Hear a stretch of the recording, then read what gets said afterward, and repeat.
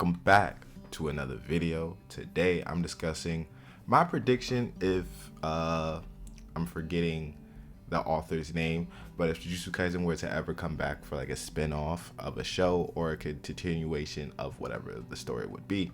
Now for me, this of course would follow the three clans, the Gojo, the Kamino, and the Zenin clan. Of course, with Gojo's death, there was going to be instability, but those positions that was filled in leadership was filled by Yuta and then Megumin. And essentially the Zenin clan is, non-existent because, manga spoilers, because of Maki and her sister.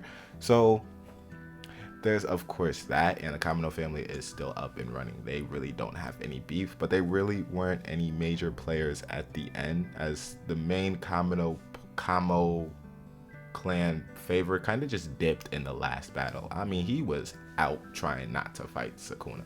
And of course the Gojo clan is referenced, but it's only referenced in regards to Gojo, saying, hey, Gojo's really the only strong one, or the only one we respect from the Gojo clan. And of course throughout these clans they passed down cursed techniques, cursed energies, and if you did not have a certain cursed technique or cursed energy, you essentially was disregarded, not respected, and not not taking anything serious in the clan. Of course that hurt Maki, Toji, just Maki and Toji, because when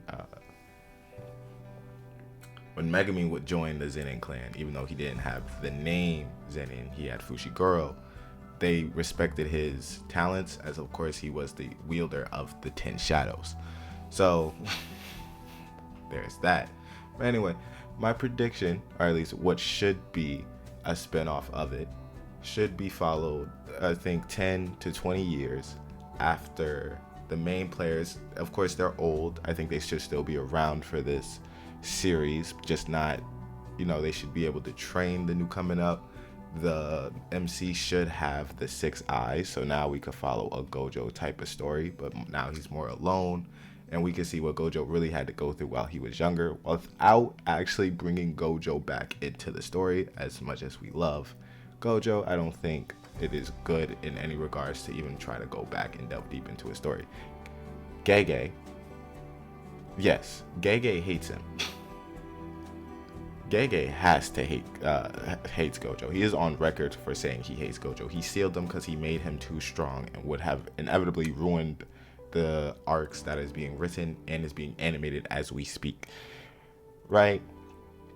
So anyway, this 6 eyes user has the infinity limitless, and now he is being trained by Yuta. Hakari is still involved, Itadori still remembers, and of course Megumin is still there, teaching the one that they see as Gojo, as another 6 eyes limitless user has now appeared in such a short time after Gojo's death, that they should train him right, train him as respective, and now they could put the pressures off him of like when Gojo was around, and of course building up that new Gojo like character, but essentially making him different to more of his own unique character. However Gege does this is however Gege does this. Do I trust him to do it? Yeah, I mean, he did make characters we fell in love with. Of course, the villain for this is, and ultimately the goal is to get Sukuna's finger. As we know, Sukuna, it does not exist. Manga spoilers. Sukuna does not exist. He is dead. He has no reason to come back, but there is still one finger left from Sukuna. So inevitably, he could still reincarnate, even though he wouldn't have access to his other fingers. He would instantly get smashed by a Sukuna figure. A Sukuna fanatic that wants to resurrect him, bring him back, to bring about the golden age of sorcery yet again. So of course within that they go after his finger. The 6 eyes user MC, of course, that we're following, would train, level up regards, how shonen is, go through all this main thing. I would like his main mentor to be Yuta, but it could honestly just be cameos of different people except Maki, because he wouldn't have a heavenly restriction, so it just wouldn't help him in that regard. Of course it could help him learn about curse tools and what could really affect him, but with infinity limitless and 6 eyes, does he really need anything from Maki? I guess not. But of course you bring he gets the training from Hakari, even though Hakari probably doesn't offer anything. But you get the training from Yuta, Itadori, and Megumi. His 3 teachers at Jujutsu High. So it would just be lovely to see.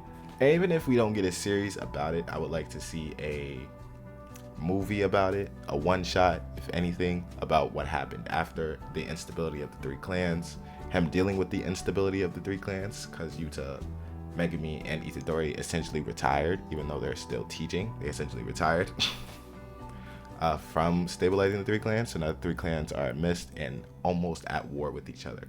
So not only is he dealing with a Sukuna fanatic, but also dealing with the stability of the 3 clans, because he is not strong enough yet to stabilize 3 clans by just his power. Gojo did it by essentially just existing. When Gojo was gone, that led to the instability. Now his students are essentially old enough. Now that caused instability some more, since they're essentially retired.